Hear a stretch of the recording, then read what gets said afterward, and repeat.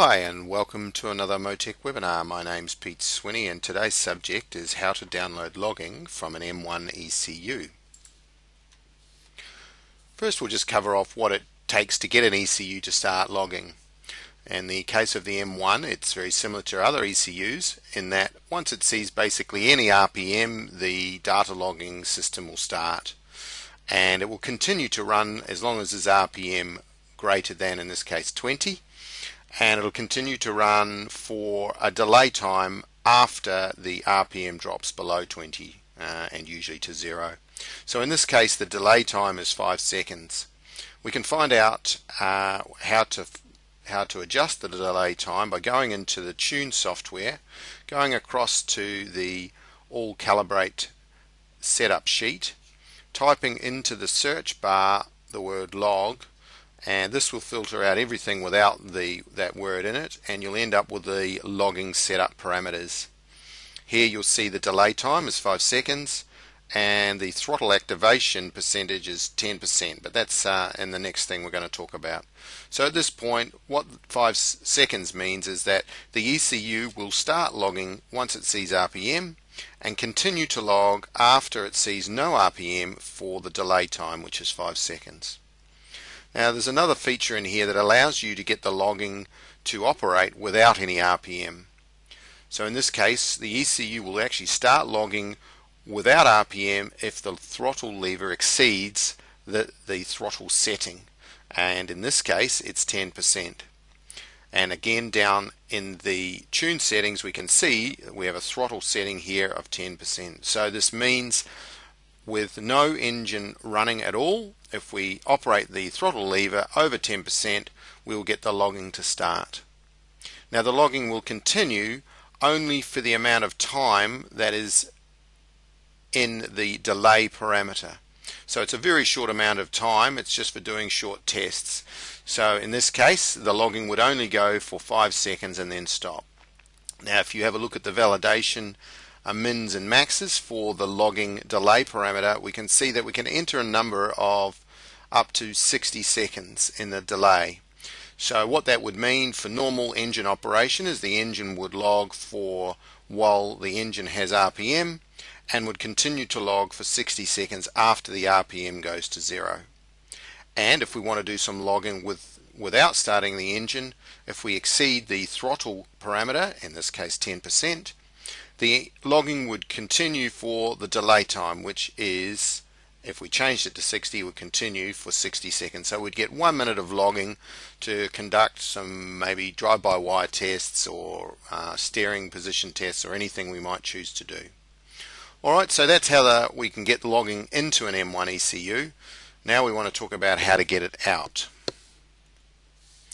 Alright, so normal procedure for the earlier ECUs, M800 series, and the same for the M1.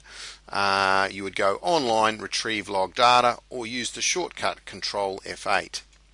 So if we just go back a screen, if you're unfamiliar with where the online menu is, it's up here in the top. So we go online, sub-menu drops down, and we see the retrieve log data.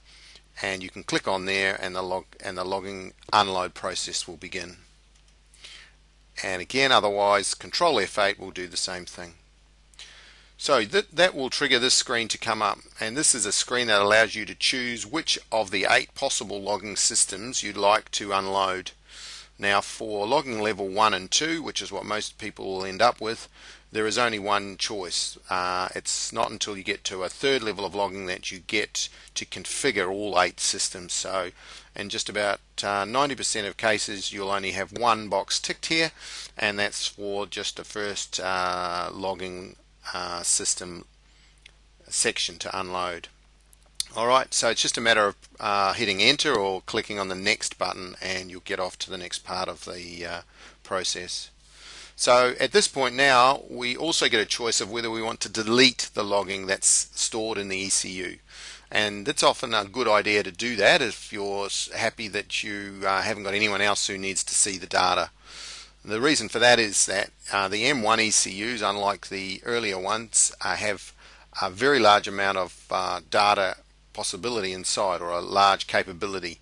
So the M130, for instance, has a capability of storing 120 megabytes of logged data.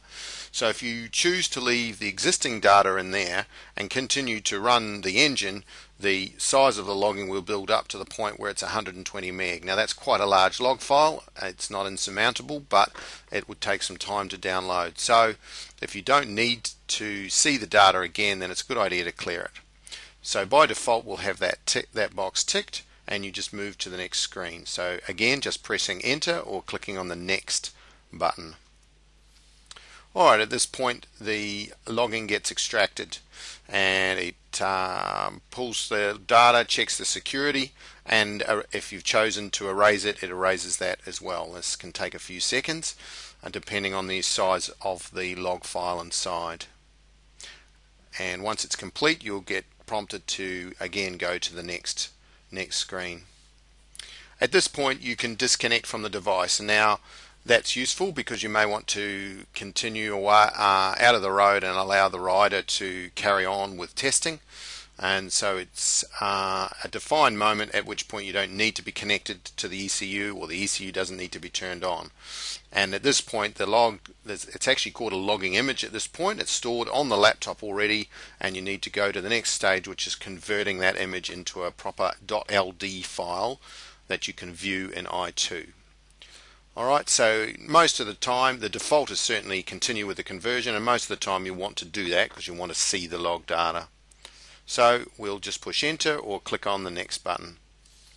Alright, and now we want to make sure that we have some comments that match the log data. So we can put in a short comment that you'll see in the summary when you open the log file.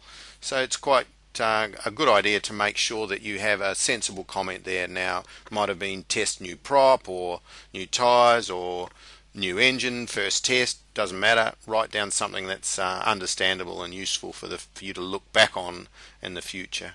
You also have a room to put a long comment, so that could be the whole setup of the engine or the ski or whatever it is that you're doing.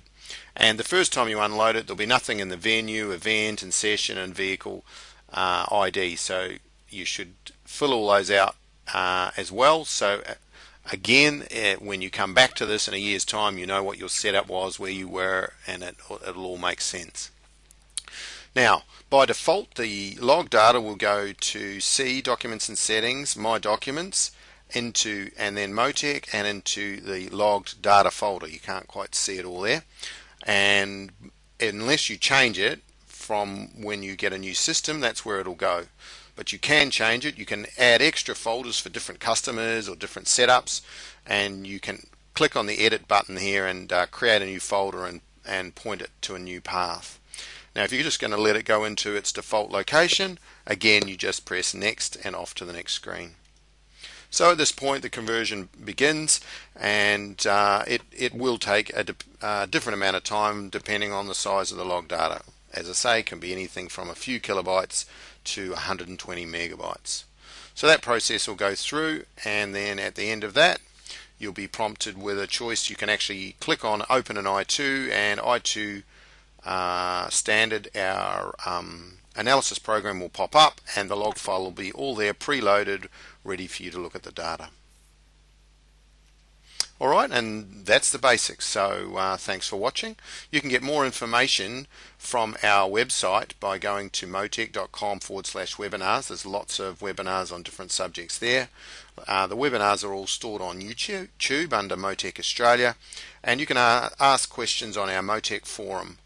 And other than that, we'll see you next time.